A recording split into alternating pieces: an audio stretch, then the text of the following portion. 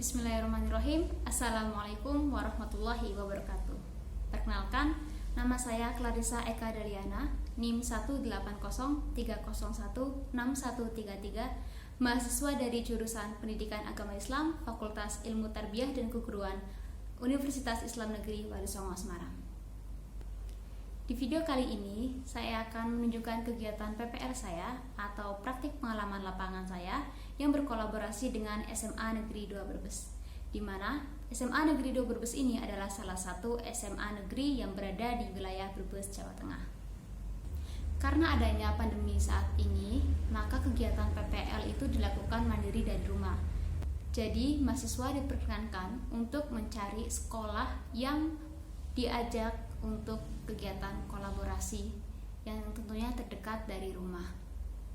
Karena kegiatan pembelajaran di SMA Negeri 2 Brebes ini masih berbasis daring atau dalam jaringan, maka pendidik maupun saya sebagai peserta PPL dituntut untuk harus kreatif, di mana melakukan kegiatan pembelajaran melalui WhatsApp, Telegram, Meet, atau Google Classroom dan lain sebagainya.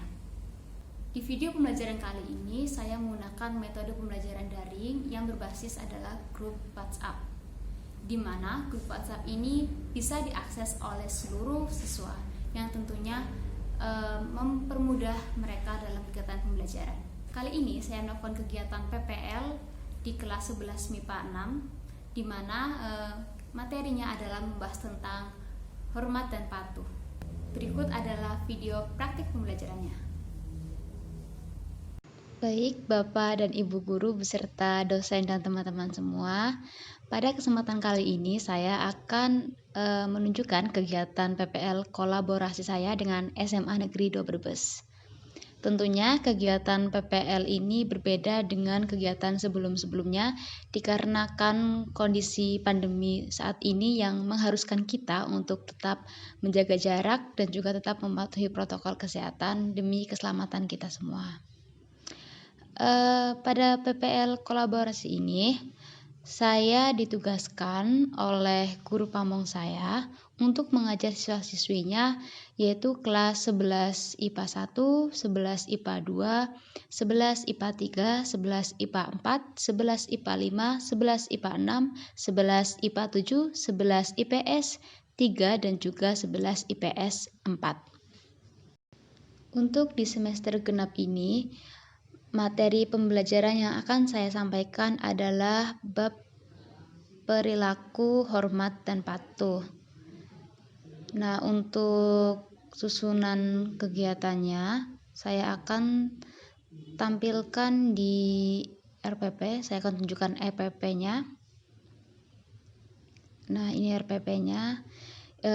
Di sini diketahui bahwa alokasi waktu pembelajaran adalah 1 kali 2 jam pelajaran, yang dimana 1 jam pelajaran itu 30 menit, sehingga 2 jam pelajaran menghabiskan atau membutuhkan waktu 60 menit.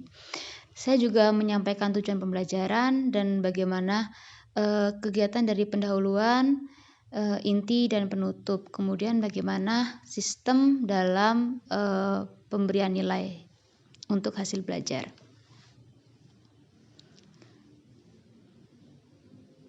Setelah semua RPP sudah di-ACC oleh guru pamong, kali ini saya akan menunjukkan salah satu contoh kegiatan saya atau kegiatan praktek pembelajaran saya dengan kelas 11 MIPA 6. Karena ini di pertemuan pertama, jadi itu sudah sangat dulu-dulu. Nah, sebelum saya memulai pembelajaran, untuk perkenalan, saya dikenalkan oleh guru pamong saya, Bu Putri. Nah, kira-kira seperti itu percakapannya. Ketika Bu Putri sudah menyerahkan tanggung jawabnya kepada saya menyapa siswa-siswi Yang pertama dengan salam, kemudian mengucapkan selamat pagi.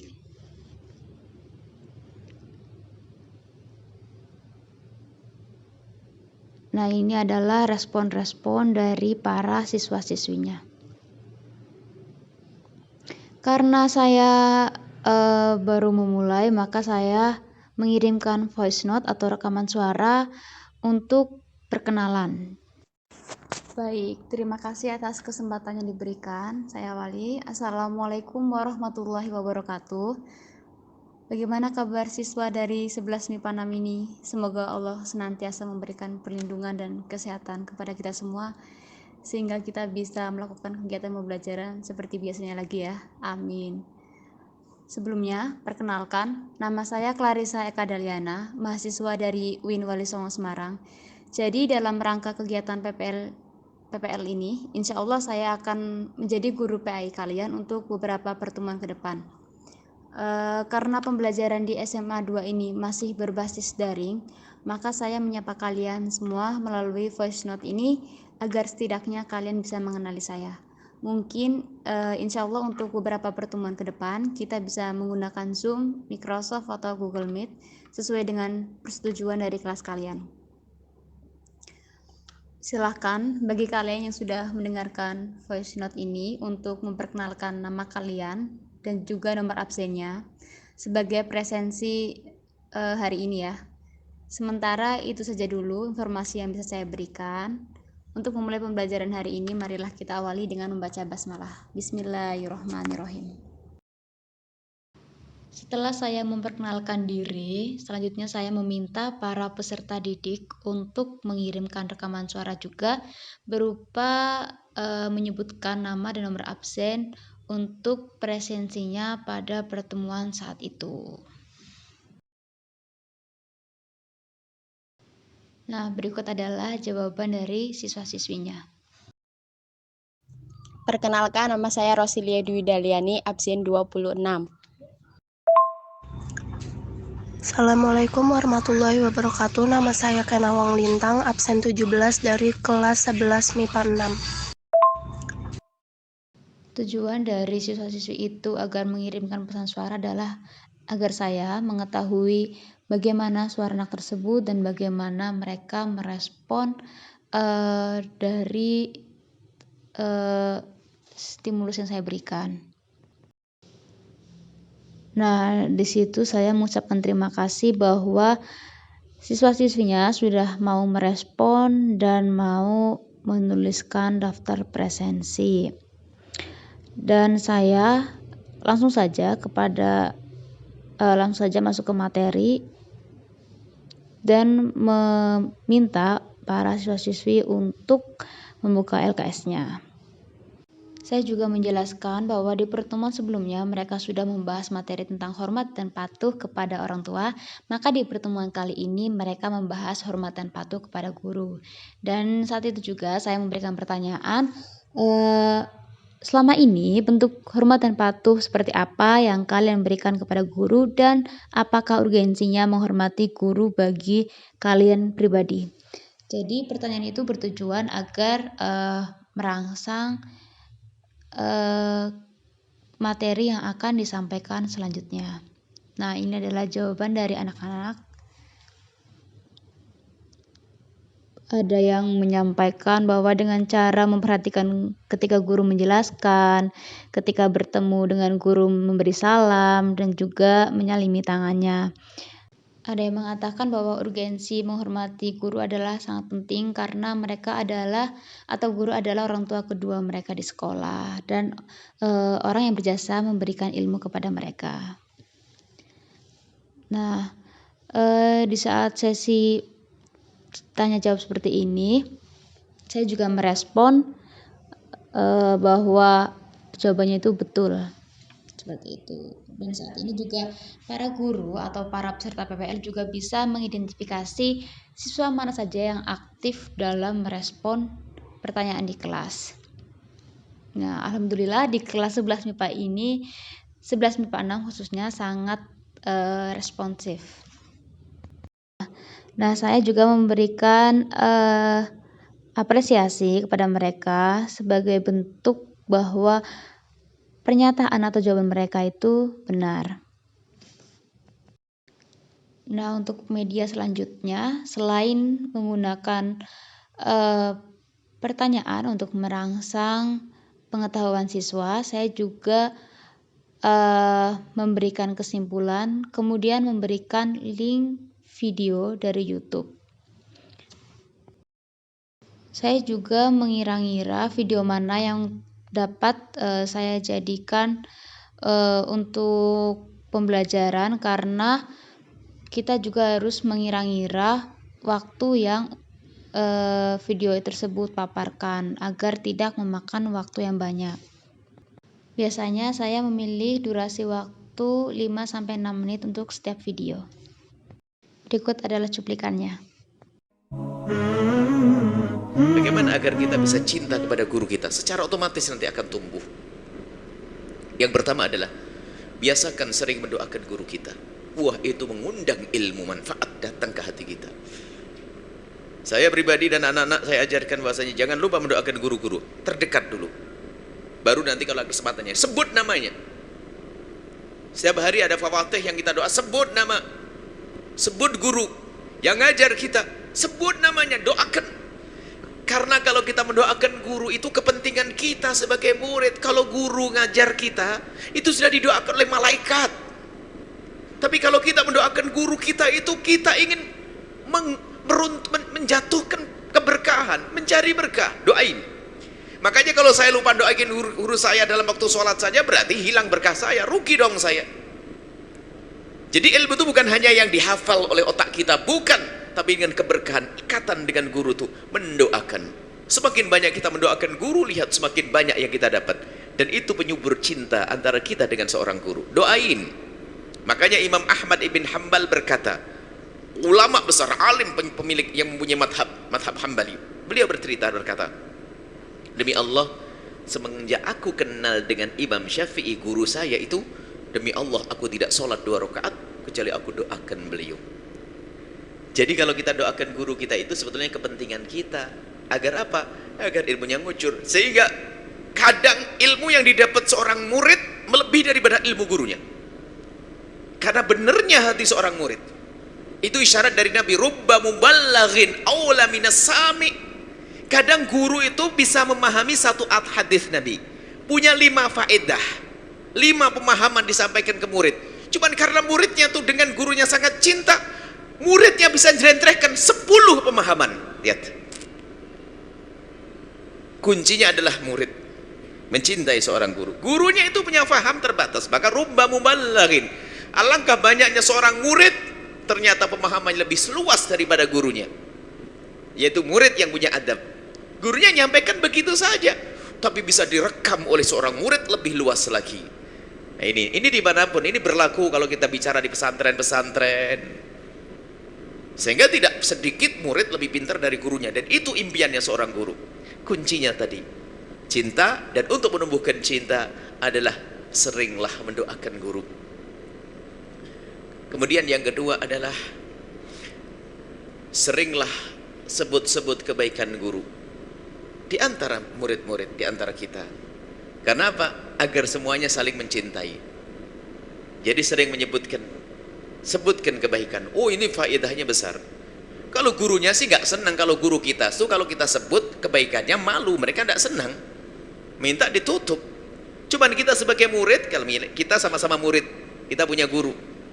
Maksudnya kalau kita cerita tentang kebesaran Habib Umar bin Hafid, kita cerita kebesaran Habib Abdullah Bahrul, kita besaran, atau guru-guru kiai yang ada di sini, ustadz yang ngajar kita, kalau kita saling menceritakan tentang kebaikannya, apa yang terjadi? Saling menambahkan kecintaan. Oh, ini penting sekali. Jadi bicarakan baiknya. Yang ketiga, jangan sebut kejelekannya. Sama sekali, itu meruntuhkan keberkahan ilmu. Ada murid pencari-cari kesalahan guru, yaitu yang suka ngetes dan sebagainya. Waduh, alamat runtuh, nggak dapat ilmu. Jadi jangan sebut kejelekannya. Dan ingat, kami sampaikan di mana-mana, kalau kita itu mencari guru yang tidak punya kesalahan, kalau kita mencari guru yang tidak punya salah dan tidak punya dosa, maka sampai mati kita tidak punya guru. Lihat. Kalau kita mencari guru, saya akan berguru kepada orang yang tidak pernah bersalah dan tidak berdosa, nggak punya guru selamanya. Akan tapi kita ilah keberkahan di dalam hati kita, yaitu di saat kita selalu memandang guru dengan pandangan cinta tadi, ditandai kita tidak bisa menyebut kita tidak akan menyebut kekurangan guru, kejelekan guru. Termasuk doa yang sering dipanjatkan oleh orang-orang soleh, itu doanya begini, ya Allah, tutuplah kekurangan guruku dari mata kami ya Allah. Jangan tampakkan sedikit pun kekurangan guru kami. Kami takut di saat kami mengetahui kekurangannya lalu kami kurang cinta. Sehingga kalau melihat kekurangan itu berusaha dilupakan. Jangan sampai kuat nancep di dalam hati. Apalagi mencari-cari, pengen tahu keadaan gurunya. Wah, ini nyungsep itu manusia. Guru kita manusia, tentu ada kesalahannya. Ini, jadi yang ketiga adalah jangan sering berani menyebut kejelekan guru. Menyebut kejelekan orang lain saja nggak boleh, apalagi kejelekan guru. Lah ini zamannya zaman rusak, zaman media sosial, internet, YouTube dan sebagainya. Orang awam berani mencaci ulama, alamat dia tuh nyungsep. Kan ada berani mencaci maki. Kita ingat Habib Fulan dicaci, Ustadz Fulan dicaci, Kiai Fulan dicaci, anjingan Fulan dicaci. Gara-gara komentar enak kan? Orangnya kan tidak ada. Ada kan misalnya komentar Habib Rizik begini, Habib Fulan begini, Kiai ini begini. Bahkan kadang-kadang ada orang yang komentar di Facebook kita atau komentar di YouTube kita. Ada yang nyanjung, saya tidak bangga disanjung. Tapi saya sakit kalau sudah ulama lain dicaci. Wah ini bagus Buya Yahya ceramahnya lembut, tidak seperti Habib Fulan, tidak seperti ini. Ini kan sudah biasa kurang ajar. Saya tidak bangga kok dengan begitu. Saya kesian ada orang mencaci orang lain, biarpun dia menyanjung saya, karena kebiasaan menyebut kejelekan. Bahkan bukan saja kejelekan, kadang fitnah yang tidak pernah dilakukan oleh orang alim tersebut. Makanya kalau seandainya kita melihat kekurangan kiai yang pernah mengajari kita, anjingan yang ngajari kita, tutup agar ilmu kita berkah. Lah kok ini mencari-cari, nasib buruk tuh manusia. Baik ya, itu 3. Saya kasih 3 aja sudah, jangan banyak-banyak. Yang pertama adalah mendoakan. Yang ketiga adalah yang kedua adalah sebut kebaikannya. Yang ketiga adalah jangan sebut kejelekannya. Kalau sudah Anda lakukan itu, lihat, diam-diam akan muncul cinta. Lah buah daripada cinta itu apa? Anda nyaman menghadiri tempat tersebut.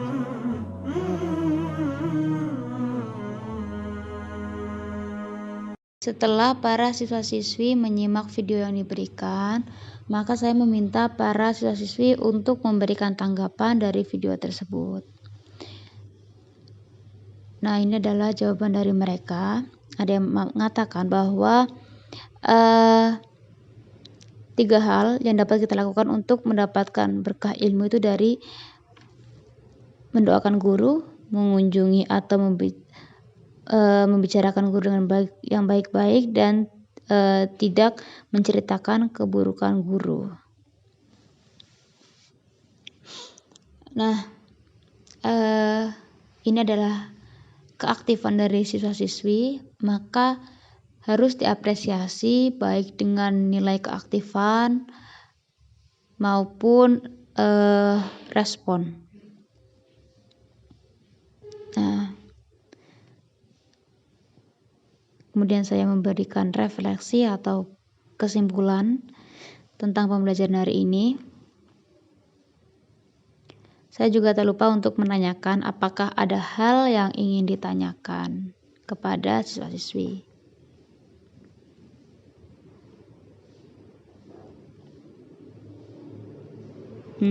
Saya juga memberikan tugas sebelum selesai pembelajaran. Sesuai dengan instruksi, saya mengirimkan link untuk absen dan juga link untuk mengupload jawaban. Saya buka linknya.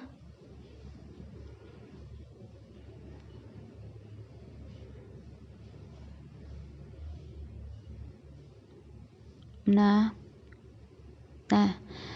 ini adalah daftar hadirnya.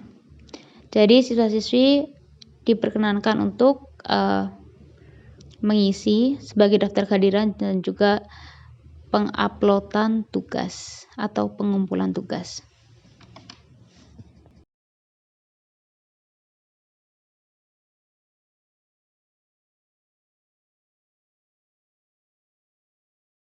Nah, ini adalah PPT pertama, akan saya tunjukkan.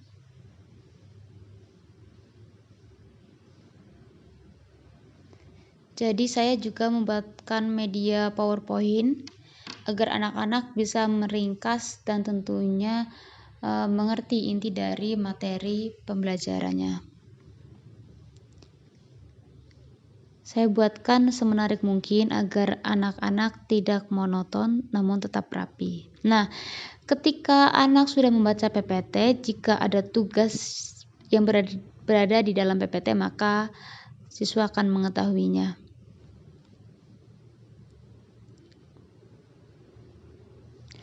Kemudian ini tugas dari PPT kedua.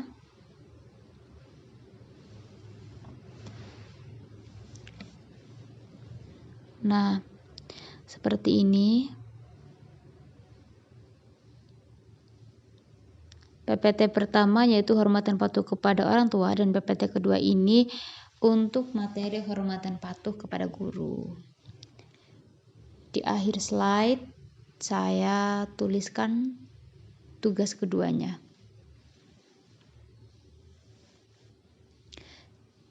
Jadi sangat bisa dimanfaatkan.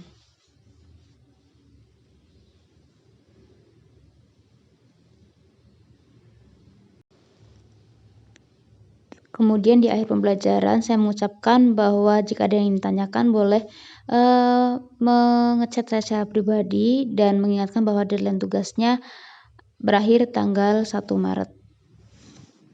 Nah, setelah itu saya mengucapkan terima kasih dan mengakhirinya dengan wassalamualaikum warahmatullahi wabarakatuh.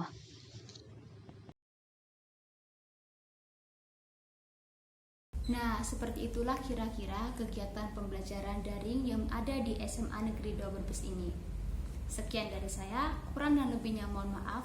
Wabillahi taufiq wal hidayah. Wassalamualaikum warahmatullahi wabarakatuh.